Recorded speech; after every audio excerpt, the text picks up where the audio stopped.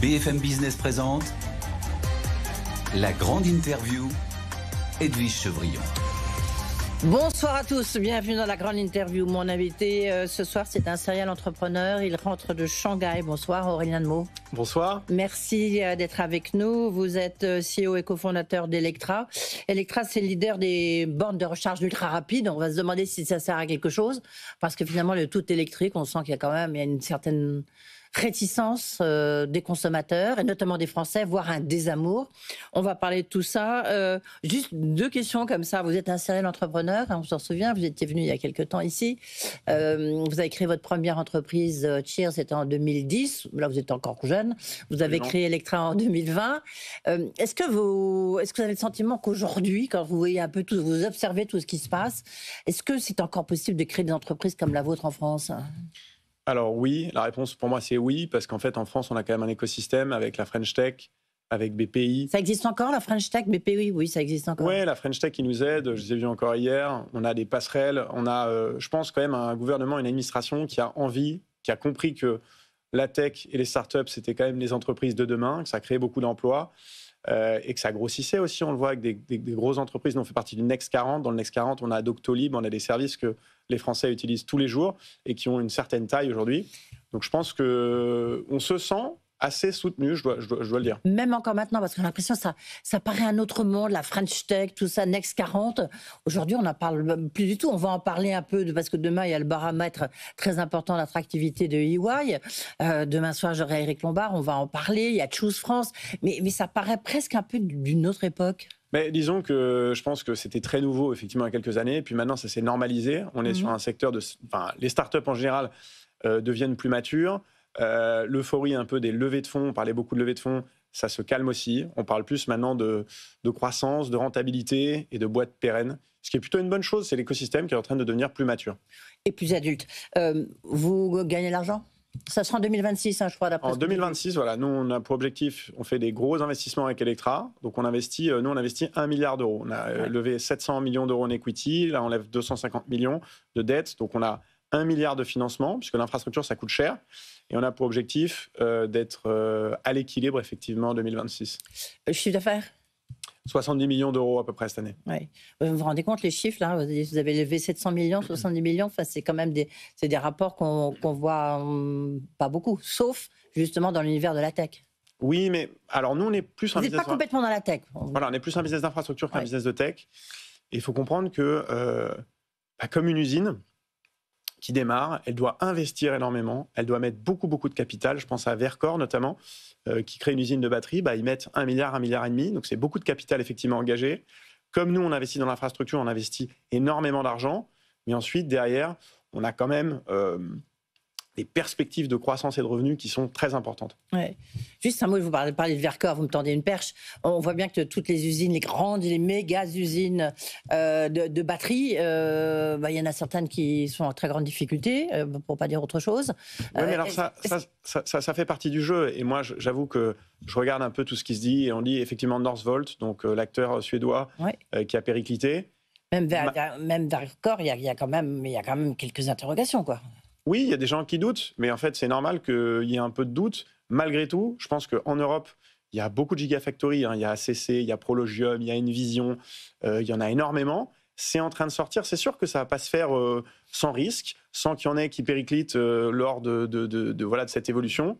Et moi, je suis franchement optimiste parce que quand je vois le nombre de gigafactories qu'il y a, c'est en train d'arriver, mais oui, il y en a trop. Il y en a trop. Et en plus, avec des changements de technologie, et des changements de technologie où on ne sait pas sûr finalement de savoir quelle va être la bonne technologie. Alors, la bonne technologie, ce que je peux vous dire, la technologie qui va dominer les années à venir, c'est les voitures électriques à batterie. Ouais. Donc ça, on le sait pour une raison simple, c'est qu'aujourd'hui, c'est le meilleur couple entre la performance et le coût. Ouais. Donc le prix, moi j'étais à Shanghai, vous l'avez dit, le prix d'une voiture électrique en Chine, c'est le même que le prix d'une voiture thermique, voire un peu moins cher. On va revenir là-dessus parce que c'est très intéressant. Et puis en plus, il y a eu cette interview là des deux grands monstres, si j'ose dire, de l'automobile, en tous les cas française, qui est John Elkann, le patron de Stellantis, et puis Luca De Meo, le patron de Renault.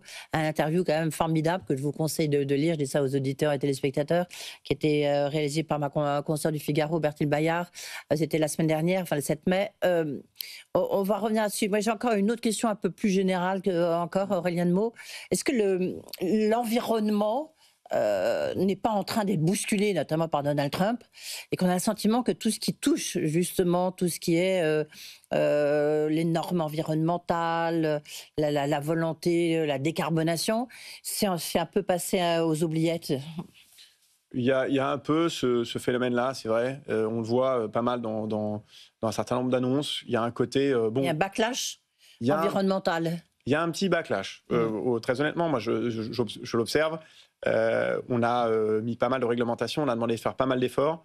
Et là, il y a pas mal de gens qui disent « Ah, enfin, on nous laisse un peu tranquille avec ça. Ouais. » Et je pense qu'il faut juste pas jeter le bébé avec l'eau du bain et dire « Attendez, arrêtez de nous emmerder avec toutes vos règles. » C'est pas, je pense que la trajectoire de transition énergétique de l'Europe, elle se fait pour des bonnes raisons, pas que pour des raisons climatiques, mais elle se fait aussi pour une raison simple, c'est que nous n'avons pas de pétrole et de gaz en Europe, à l'inverse des États-Unis. Donc si on veut être indépendant, il faut absolument transiter vers une électrification des usages. Oui, il faut une décarbonation. Alors justement, on disait l'automobile, c'est grand choc industriel. Donc dans cette interview croisée entre Luca De Meo et John Elkann, ils ont vraiment décidé de mener la charge contre l'Europe. Ils parlent d'un effondrement du marché européen, ou presque. Ils disent qu'il ne s'est vendu que 15 millions de véhicules cette année, contre 18 millions, c'était en 2019. Puis surtout, ils disent si ça continue, si on continue à nous mettre autant de normes, de complexité, le marché va être divisé par deux en moins d'une décennie. On dit qu'avec toutes ces règles européennes, les voitures sont toujours plus lourdes, plus complexes, je cite, plus chères. Du coup, c'est la panne, voire le grand désamour, notamment de l'électrique. Vous rentrez de Shanghai. Donc, salon de Shanghai, c'est la démonstration pour le coup de force de l'industrie automobile chinoise et notamment des BYD, de toutes les voitures électriques. Qu'est-ce qui vous a frappé et vous en revenez en vous disant « Ok, j'arrête Electra, je monte ma troisième business. » Mon troisième business, pardon. Alors, ce qui m'a frappé, c'est plusieurs choses. La première chose, c'est que aujourd'hui, la Chine, c'est le premier marché de l'automobile mondial. C'est plus de 31 millions de ventes de véhicules par an. Donc, c'est plus que l'Europe, plus les États-Unis réunis. Donc, c'est une échelle. Le salon de Shanghai, il est absolument gigantesque. La deuxième chose, c'est que c'est un salon qui ressemble pour moi à un salon quasiment de technologie. Il y avait beaucoup de robots, on parle beaucoup de voitures autonomes. Donc, vraiment, la technologie, elle est au cœur de ce que font les Chinois. Et ensuite, ce qui m'a frappé, c'est évidemment l'électrification qui est en marche. Et en fait, l'électrification, elle est en marche pour une raison simple, c'est que les batteries, le coût des batteries ne fait que baisser. Donc, il était de $1 000 en 2010 par kilowattheure. Aujourd'hui, il est à peu près de 80-100 $ en Europe et entre 50 et 70 en Chine. Et demain, en Europe, il va encore être divisé par deux entre aujourd'hui et 2030. Donc, indépendamment de toute la réglementation, ce qui va se passer à horizon 4, 5, 6 ans, c'est qu'on va avoir des voitures électriques qui seront au même prix, voire moins chères que les voitures thermiques. Et comme ça coûte 2 fois moins cher de rouler en électrique que de rouler à l'essence, eh bien, en fait, ça va être un choix de toute façon très naturel pour les utilisateurs. Il y a aussi des progrès. Mais il y a une condition, vous l'avez dit, ça veut dire qu'il faut que les prix des voitures électriques baissent. Il y a 3 conditions. Oui. Les Chinois ont un acronyme que j'aime bien, c'est l'acronyme CAR. Charging, Affordability, abordable, et Range, autonomie. Donc ils disent, en gros, il faut de la recharge abondante et très rapide. Donc ils poussent pour l'architecture 800 volts, bref, c'est ce qui permet de recharger en une dizaine de minutes. Donc c'est pas de la science-fiction, hein. Moi je me suis rechargé vraiment en 10 minutes, on fait le plein. Deuxièmement, ils disent, il faut que ça soit abordable, il faut que ce soit au même prix. Et troisièmement, il faut qu'il y ait un minimum d'autonomie, ordre de grandeur 450-500 km. Et avec ces conditions-là, en fait, le marché bascule naturellement. Et c'est ce qui va se produire. Donc la question, c'est pas tellement de se dire, est-ce qu'on va passer à l'électrique ? C'est que c'est en train de se faire de toute façon naturellement. C'est comment est-ce qu'on fait pour avoir des champions, des constructeurs automobiles qui soient les meilleurs dans cette course-là. Je pense que la question de savoir si on va s'électrifier, c'est pas, de mon point de vue, la bonne question. Si on en est encore là aujourd'hui, c'est qu'on a raté l'éléphant dans le couloir et qu'on est un peu comme Kodak en 2002 en train de se dire, est-ce qu'on continue à investir sur l'argentique ? Oui, mais Aurélien de Meaux, justement, la question, l'éléphant, c'est quoi l'éléphant ?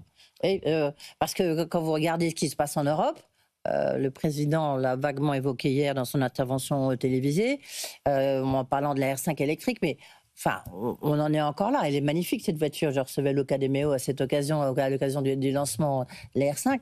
Mais bon, vous regardez Carmack Coleman, on n'est pas du tout au rendez-vous. Alors, la R5, elle se vend très bien. C'est la première voiture. Oui, non, mais elle se vend très bien. Mais par rapport à une voiture thermique aujourd'hui, elle se vend beaucoup moins. Alors, les ventes de voitures électriques en Europe au premier trimestre, elles font plus 35%. Oui, mais on arrive à combien? C'est quoi? C'est 18%, 19%? On est, en France, on est autour de 19 ou 20%. Oui, c'est ça, oui. Mais vous avez un mécanisme qui est que, je ne vais pas rentrer trop dans le... Si, allons-y, parce que justement, pour essayer de comprendre si c'est vraiment l'avenir. En gros, il y a 60% des ventes en France qui sont le fait de flottes professionnelles. Ouais. Les flottes professionnelles, aujourd'hui, donc c'est la majorité des immatriculations aujourd'hui, il y a des incentives, il y a des avantages fiscaux lorsqu'elles adoptent des voitures électriques. Donc on voit qu'elles sont en train d'adopter massivement des voitures électriques et que c'est en train d'augmenter. Donc vers la fin de l'année, vraisemblablement, on sera autour de 20-25%. Mais ce qui est clair, c'est que ça monte crescendo. Pourquoi? Parce que les utilisateurs, ils sont exigeants et ils disent, moi, si c'est plus cher, si je mets 40 minutes à me recharger, si j'ai pas d'autonomie, ça me va pas. Bah oui. Et ils ont raison. Mais ce qui se passe, c'est que la technologie des batteries et des voitures électriques, elle évolue de manière extrêmement rapide. Donc ces sujets-là, qui sont des sujets de alors qu'on n'est pas rapide, vous voyez, je veux dire, les Chinois sont beaucoup plus rapides. Nous, notamment en Europe, on n'est pas rapide. Ils sont rapides et ils ont aussi une chose, c'est de la constance. En fait, les Chinois, il faut quand même leur reconnaître ça, ils ont un programme qui date d'il y a à peu près les années 2010, dans lequel ils ont dit, nous, on va être extrêmement forts sur l'électrification. Ils ont une ligne de conduite et ils la suivent. Et c'est ce qui manque en Europe. En Europe, on fait du stop and go, on tergiverse, on discute, on se dit finalement, est-ce qu'on ne ferait pas... Et je vais revenir sur le multitechnologie. On me parle d'hydrogène, de carburant de synthèse, En fait, à la fin des fins, dans les biens de consommation, je l'ai dit tout à l'heure, il y a un couple performance-coût qui s'impose. On a tous des ordinateurs avec une batterie, on a tous des smartphones avec une batterie, et donc le choix évident pour tous les industriels, c'est un choix de voiture électrique. Oui. Oui, c'est pas, en tous les cas, c'est peut-être le choix pour les industriels, pas forcément encore le choix des consommateurs. C'est un point important. Je reviens un instant sur Shanghai. Très intéressant ce que vous dites, c'est que vous avez l'impression de vous retrouver presque à Las Vegas. C'est au CS de Las Vegas, c'est-à-dire très techno, très, très digital. Qu'est-ce d'autre lorsque vous avez regardé les voitures électriques chinoises, est-ce que vous dites, elles sont incroyables, elles sont belles, elles sont... Alors, à titre personnel, très attrayantes. Je les trouve, je trouve qu'il je les trouve pas particulièrement belles. Je trouve qu'on fait des très belles choses en France, notamment la R5, la R4. Je trouve qu'on fait des modèles qui sont très sympas en Europe. En revanche, ce qui me frappe, c'est le niveau de qualité et de confort. Donc, il y a 4-5 ans, il y avait vraiment les voitures allemandes en particulier, mais européennes en général, avaient de l'avance. Et les Chinois, sur les finitions, étaient un peu moins au rendez-vous. Aujourd'hui, c'est plus tout le cas. Et il y a un niveau de confort et de technologie à bord qui est incroyable. Je vous donne un exemple. Je suis monté dans une voiture, donc on a un écran à l'arrière, et puis il y a un bouton où la voiture peut projeter sur un mur un film, et vous pouvez, comme ça, regarder un film en mode cinéma en plein air. C'est juste un petit exemple gadget, mais c'est assez amusant de voir à quel point il développe de la tech dans la voiture, quoi. Ouais. Pour vous, du reste, je crois que le modèle hybride, c'est ce qu'il y a de pire. Maintenant, c'est ce que plébiscitent quand même un peu les Français. Enfin, ça dépend du niveau d'hybridation, parce qu'il y a quand même une fiscalité derrière. On a bien vu donc, les bonus, l'impact du bonus-malus, on l'a observé en Allemagne, on l'a observé en France. Et dès qu'il y a eu moins d'aide apportée pour l'achat de voitures électriques, poum, ça s'est effondré. Si vous voulez ne pas avoir un malus sur l'achat d'une voiture thermique, il faut prendre un petit peu d'hybride. Donc, c'est le curseur presque principal aujourd'hui, non? Pour l'achat d'une voiture. Oui, aujourd'hui, en fait, ce qui se passe, c'est très simple, c'est on se dit, c'est l'Union européenne se dit, il faut faire émerger cette technologie. Pourquoi? Parce que c'est meilleur pour les questions de CO2, c'est meilleur pour les questions de pollution de l'air, et c'est également meilleur pour notre souveraineté parce qu'on n'a pas de pétrole, et puis c'est aussi meilleur pour la pollution sonore. Donc, on va faire ça. Simplement, au début, comme on n'a pas d'économie d'échelle, ils se vendent 85 millions de voitures dans le monde chaque année. Ouais. Donc au début, les voitures électriques, c'était très peu, et donc il a fallu les encourager avec des systèmes de stimuli fiscal, bonus, malus, etc. Il faut encore accompagner ça pendant quelques années, mais ce qu'on va voir assez vite, c'est qu'en fait, la voiture électrique, c'est plus agréable à conduire, ça va devenir moins cher grâce au prix des batteries qui baissent. L'hybride, c'est la pire des solutions. L'hybride, il fallait peut-être le faire il y a 10 ans. Aujourd'hui, l'hybride, ce qu'on observe, c'est que 80%, ça c'est documenté, 80% des kilomètres parcourus en hybride sont faits sur le moteur thermique. Mmh. Et c'est même encore pire que ça, puisque le moteur thermique, il porte, si je puis dire, une batterie plus un moteur électrique qui pèse à peu près 150 kg, donc il consomme plus. Donc la voiture hybride, malheureusement, c'est pas... aujourd'hui, en 2025, vu les progrès qu'il y a sur l'électrique, c'est, je pense, pas un bon investissement. Mais alors, pardonnez-moi, j'insiste, je me fais l'avocat du diable, hein, c'est pour ça que je suis payé, si j'ose dire. C'est lorsqu'on regarde le pari de l'électrique, vous dites que le pari de l'hybride, c'est un mauvais pari. Mais pour l'instant, qu'est-ce qui nous incite à acheter de l'électrique? Vous voyez ce que je veux dire? Parce que ça prend de la place, la technologie n'est pas sûre. Alors, c'est une très bonne question. La technologie, elle est parfaitement sûre, hein, sur l'électrique. Aujourd'hui, ça fait des années, on en produit par millions. Donc, je pense qu'on fait confiance vraiment aux constructeurs. Ils font des produits de très bonne qualité. J'en veux pour preuve la Scénic voiture de l'année l'année dernière, la R5 voiture de l'année cette année. Pourquoi c'est plus intéressant pour un utilisateur? Il faudrait on va raisonner utilisateur. D'abord, se recharger, ça coûte 2 fois moins cher que d'aller à la pompe à essence. Oui, alors justement, il y a des chiffres qui sont sortis là, c'est intéressant aujourd'hui. Il y a une étude, je ne sais pas si vous l'avez vue, oui, qui montre que ça coûte beaucoup moins cher. Donc ça coûte beaucoup moins cher. Pourquoi? Parce que quand je me recharge à la maison, ou même quand je me recharge sur des bornes type Electra, je vais payer entre 4 et 7 euros les 100 km, là où en essence, je suis plutôt entre 10 et 14 euros du prix de l'essence.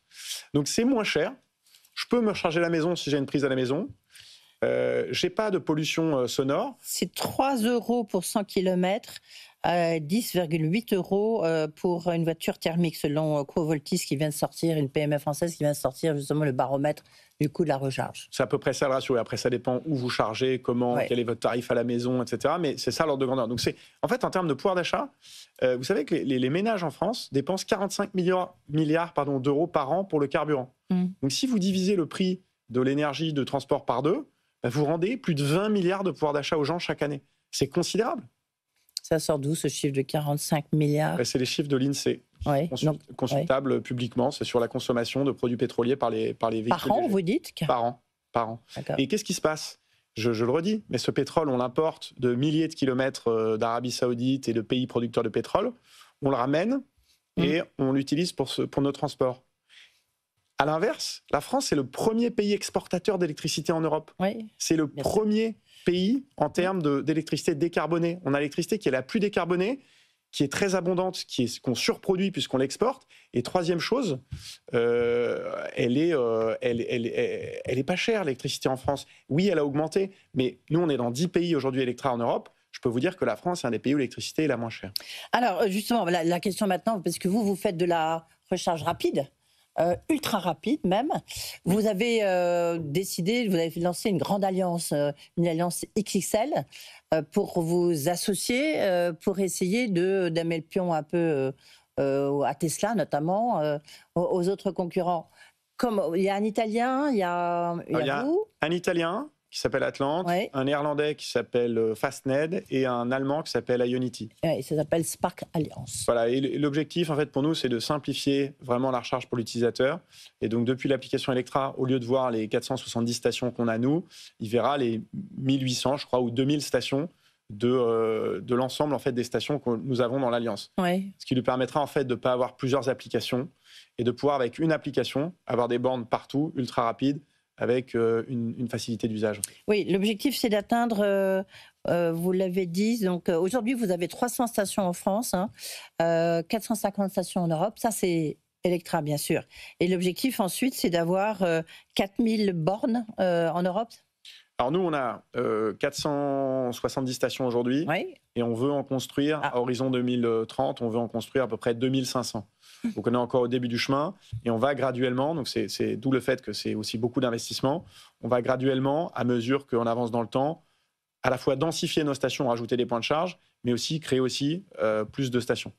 Donc ça prend du temps. Déployer une station, il faut trouver un emplacement. Donc, il y a une partie immobilière dans notre métier. Il faut négocier ça. C'est des contrats un peu importants sur 15 ans, 20 ans. Donc, ça ne se négocie pas en 2 minutes.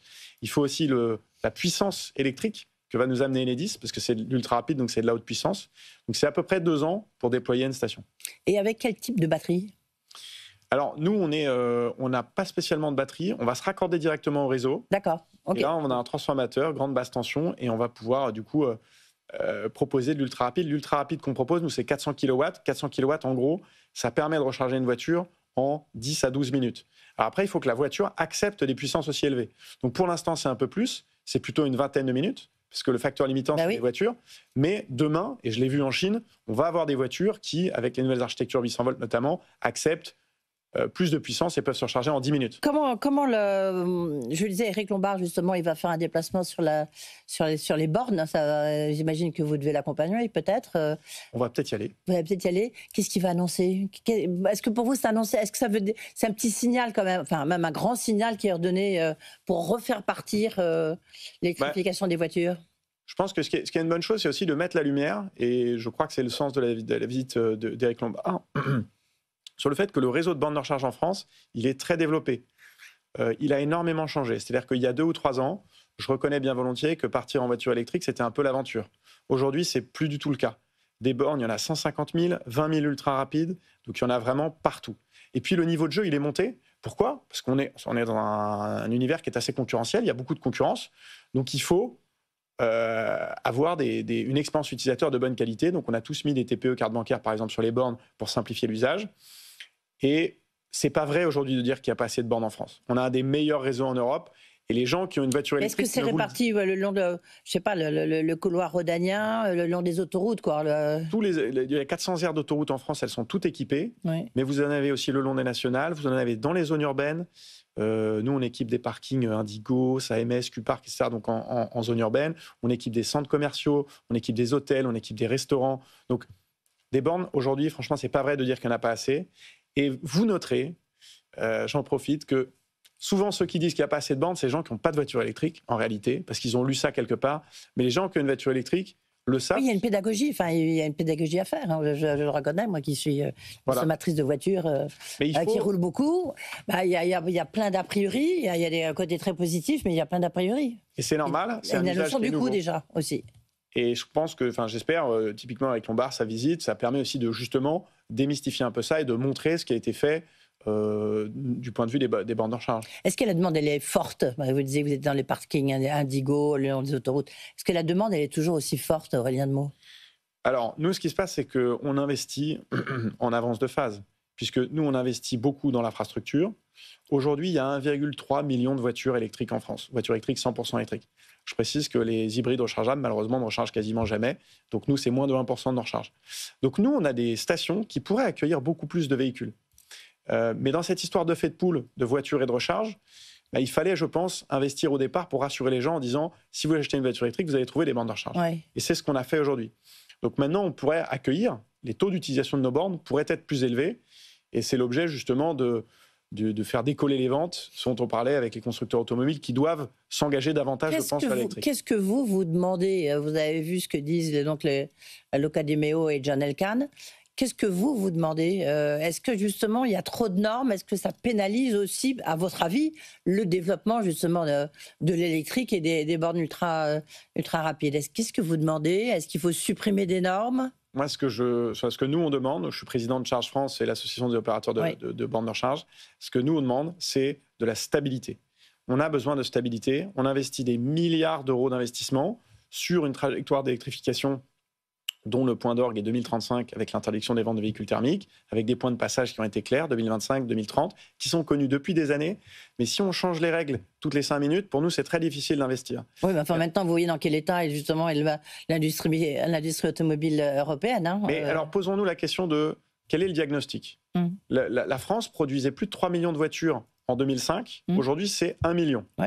Est-ce que c'est la faute de l'électrique? Non. Non, c'est la faute des normes qu'on a mis. Il y a un problème profond. Trop complexe, trop lourde.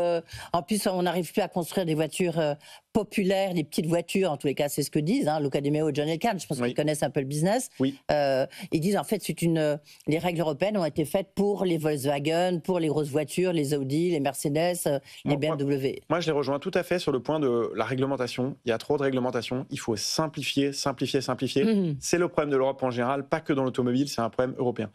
J'ai l'impression qu'il commence à y avoir une prise de conscience. Malgré tout, toutes ces règles, elles se sont empilées et aujourd'hui, elles existent toujours. Et le problème de l'Europe, c'est que pour changer les règles, c'est très long. C'est beaucoup trop long. Ah oui. Et c'est notamment ce que disent Luca De Meo et John Elkann. Ouais. Donc, ça, de ce point de vue-là, je suis tout à fait d'accord avec eux. Et donc, vous dites, quand vous dites la stabilité, sur quoi, voilà, si demain vous êtes interrogé par la Commission européenne, vous lui répondez quoi? Vous dites quoi? Alors, j'ai eu l'occasion de discuter avec eux et l'Union européenne a fixé 2035 interdiction des ventes de véhicules thermiques. et des jalons avec des objectifs de grammes de CO2 à atteindre pour les constructeurs automobiles. Vous dites, il ne faut pas changer, parce que les autres, ils disent qu'il faut changer. Hein. C'est beaucoup trop rapide, que c'est... Ouais. Moi, ce que je dis, c'est qu'en fait, on ne se rend pas service en avançant doucement dans une transition qui est en train de se faire et qui va se faire. Je disais tout à l'heure 85 millions de ventes de véhicules dans le monde. La Chine est en train de basculer électrique. L'Australie et la Nouvelle-Zélande sont en train de prendre le pli électrique. Le Royaume-Uni prend le pli électrique. Il y a 16 États américains, dont la Californie, qui sont en train de transiter vers l'électrique. Donc aujourd'hui, investir sur du moteur thermique, je pense que c'est une bêtise et ce n'est pas rendre service à nos constructeurs. Il faut qu'ils accélèrent et qu'ils y aillent davantage pour être compétitifs dans cette nouvelle technologie. Les voitures, très rapidement, les voitures chinoises que vous avez vues à Shanghai, est-ce qu'elles peuvent utiliser vos bornes ultra rapides ? Bien sûr. Et deux, est-ce que vous vous redoutez ou au contraire, vous vous dites chic, on va avoir une déferlante de voitures électriques chinoises ? Nous, on est agnostique. On peut charger vraiment toutes les voitures, qu'elles soient chinoises, coréennes, japonaises, américaines, etc. Maintenant, moi, en tant que citoyen, j'ai bien entendu envie que l'industrie automobile européenne, elle s'en sorte par le haut, mais elle a des difficultés de compétitivité profondes qui sont liées à de la complexité, au coût de l'énergie, à tout un tas d'éléments. Donc on ne peut pas simplement mettre ça sur le dos de l'électrique. Au contraire, l'électrique, c'est ce qu'a dit, je crois, le président Macron hier, c'est une occasion de relocaliser de la production et de réindustrialiser la filière automobile en France.